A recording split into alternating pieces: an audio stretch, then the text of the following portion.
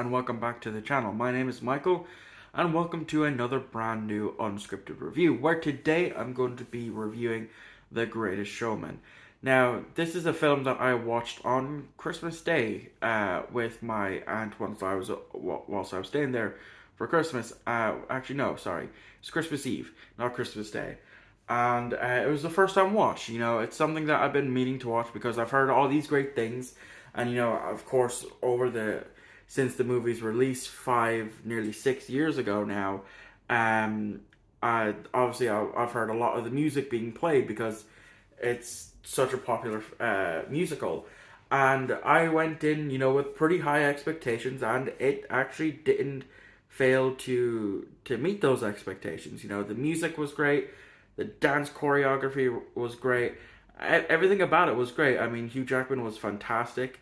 So was Zac Efron. And yeah, genuinely it was genuinely a really great musical. And one thing that I did love about it more than any of the other musicals that I've seen is the length of the film. Um, you can watch it's only like an hour and a half, hour and 40 minutes long, whereas a lot of musicals tend to be in the 2 hour mark, like Les Miserables was, and which I did love. Watching again the Hugh Jackman version of Les Miserables, but I felt it was a tad bit too long. But whereas with The Greatest Showman, it's perfect length. It's one you can easily sit through, and not notice that that the hour and a half or hour and 40 minutes has gone by. So, um, yeah, what is the plot of the Greatest Showman for those who still haven't seen it yet? Well, initially, the premise of the movie is about Hugh Jackman's main character, who I've already forgotten his name, so I apologize about that. I should have looked into it before doing this review. But he grew up poor and not having a lot, and so he ends up marrying. He becomes friends with this rich girl, and throughout the years, after she's moved away and him, slowly starting to build himself up a bit, marries her, and they have two kids. And so he's working in, I believe it's New York, for a railway company, and then he loses his jobs. He loses his job because the rail company was importing some new trains over, and it got sunk. So no trains for them. And so what he sneakily does, he takes something that he can then, when he goes to get a loan from a bank, he puts up as collateral, being those trains. I believe it's the deed to the trains. Not with the banks not knowing that they're at the bottom of the ocean.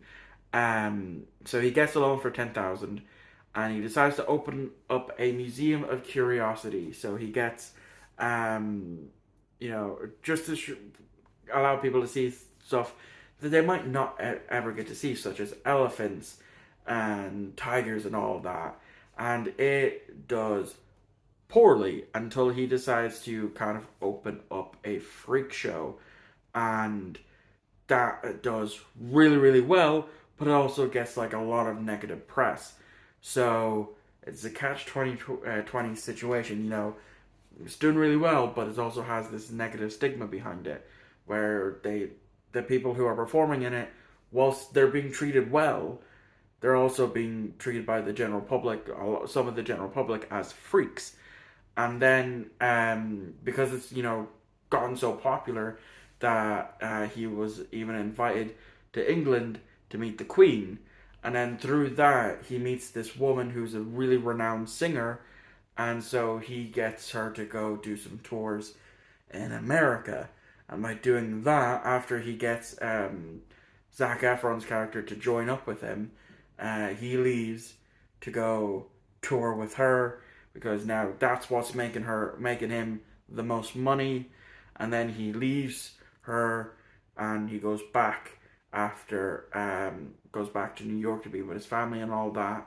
And it's just a genuinely good movie. Like I said, the music, the soundtrack is amazing.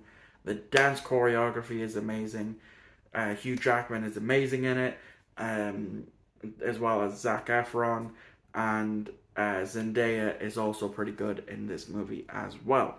So yeah, that has been my review of The Greatest Showman. Let me know what you thought of it in the comments below, and I will see you all on the next upload. I don't know what it is yet, but you obviously if you follow my Instagram, you'll know because that's where I post things in advance.